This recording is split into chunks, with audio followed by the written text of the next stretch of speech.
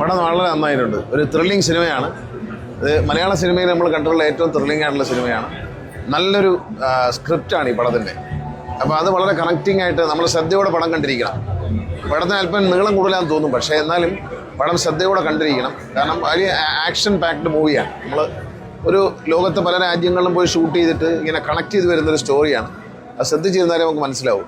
അപ്പോൾ അത് മനസ്സിലാക്കിയാൽ ഒരു ത്രില്ലിംഗ് സിനിമയാണ്. ഒരുപക്ഷെ മലയാളത്തിൽ നിർമ്മിച്ചിട്ടുള്ള ഏറ്റവും ത്രില്ലിംഗ് ആയിട്ടുള്ള ഏറ്റവും ഒരു ടെക്നിക്കൽ പെർഫെക്ഷനുള്ളൊരു സിനിമയായിരിക്കും. കാരണം ടെക്നിക്കലി നമ്മളെ ത്രില്ലടിപ്പിക്കുന്ന ഒരു സിനിമയായിട്ടാണ് എനിക്ക് തോന്നിയത്. അത് ലാലേട്ടൻ ഗംഭീരമായിട്ടുണ്ട്, പൃഥ്വിരാജിൻ്റെ ഡയറക്ഷൻ അതിഗംഭീരമായിട്ടുണ്ട്. കാരണം അത്രയും നല്ല ഒരു ആക്ടറിൽ നിന്ന്, ഇന്ത്യയിലൊരു ആക്ടറിൽ നിന്ന് ഇത്രയും നല്ലൊരു ഡയറക്ഷനിലൊരു ഫിലിം നമുക്ക് ആദ്യമായിട്ടാണ് ഇന്ത്യയിൽ തന്നെ. ഡയറക്ടർ പല ആക്ടേഴ്സും ഇന്ത്യയിൽ ഡയറക്റ്റ് ചെയ്തിട്ടുണ്ട്, പക്ഷെ ഒരു ആക്ടർ ഡയറക്റ്റ് ചെയ്തൊരു സിനിമ ഇത്രയും ഒരു ത്രില്ലിംഗ് ആവുന്നത് വളരെ സ്ക്രിപ്റ്റൊക്കെ വളരെ ശ്രദ്ധിച്ചാണ് ചെയ്തിരിക്കുന്നത്. നമ്മളതിലെ ഓരോ ഡയലോഗും ശ്രദ്ധിച്ചിരുന്നില്ലെങ്കിൽ പല ലാംഗ്വേജ് ഉപയോഗിക്കുന്നുണ്ട്, ഇംഗ്ലീഷും ഹിന്ദിയും എല്ലാ ലാംഗ്വേജും ഉപയോഗിക്കുന്നുണ്ട്. അപ്പോൾ അതുകൊണ്ട് ശ്രദ്ധിച്ചിരിക്കണം. നല്ലൊരു ത്രില്ലിംഗ് സിനിമയാണ്, വളരെ നന്നായിട്ടുണ്ട്. നല്ല ഈ തിയേറ്ററിൻ്റെ പ്രൊജക്ഷനും ഗംഭീരമായിട്ടുണ്ട്. വളരെ നല്ല സൗണ്ട് എഫക്റ്റും ഒക്കെയാണ്. ആശീർവാദിൻ്റെ പുതിയ തിയേറ്ററാണ്. ഒത്തിരി ഒരു സിനിമയുടെ ഫുൾ റിസൾട്ട് നമുക്കതിലൂടെ കിട്ടുന്നുണ്ട്. നന്നായിട്ടുണ്ട്, വളരെ നന്നായിരിക്കുന്നു. എല്ലാവരും നന്നായി ചെയ്തിട്ടുണ്ട്. അതിൽ പ്രത്യേകിച്ച് ലാലേട്ടൻ്റെ ഒരു ത്രില്ലിംഗ് അനുഭവമാണ്. ആരാധകർക്ക് വളരെ സന്തോഷം ഉണ്ടാക്കുന്നതാണ്. ഒരു കാര്യം ഞാൻ പറയാം, ഇന്ത്യൻ സിനിമയിൽ ഒരു ആക്ടർക്ക്, ഒരു റീജിയണൽ ലാംഗ്വേജ് ഒരു ആക്ടർക്ക് ഇത്ര ഇമ്പാക്റ്റ് ഉണ്ടാക്കാൻ കഴിയുന്നു ലാലേട്ടന് മാത്രമേ. ഇങ്ങനൊരു ത്രില്ലിംഗ് സിനിമ മലയാളത്തിലുണ്ടാകാൻ അദ്ദേഹത്തിന് മാത്രമേ കഴിയത്തുള്ളൂ. കാരണം ആ ഒരു ആക്ടറെ വെച്ചുകൊണ്ട് മാത്രമേ ഇത്തരത്തിലൊരു സിനിമ എടുക്കാൻ പറ്റൂ.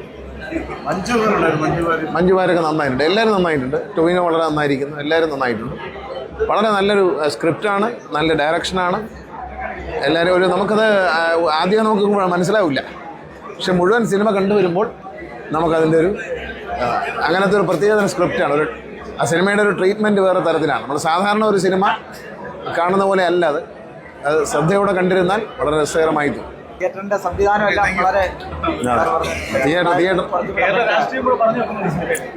എല്ലാം ഉണ്ട്. അതിൽ നല്ലൊരു മെസ്സേജ്, ഒരു മതേതരത്വത്തിൻ്റെ ഒരു മെസ്സേജ് ഈ സിനിമ നൽകുന്നുണ്ട്.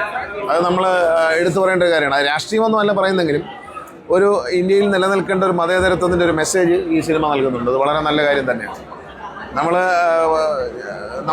ഭാരതത്തിലുണ്ടാകാൻ, കേരളത്തിലുണ്ടാകാൻ പാടില്ലാത്ത ചില കാര്യങ്ങളെക്കുറിച്ച് സിനിമ സൂചിപ്പിക്കുന്നുണ്ട്. അതിനാരും പിണങ്ങിയിട്ട് കാര്യമില്ല. പൊളിറ്റിക്കൽ സിനിമയായിട്ടും കാണാൻ വേണമെങ്കിൽ ഇതിനെ.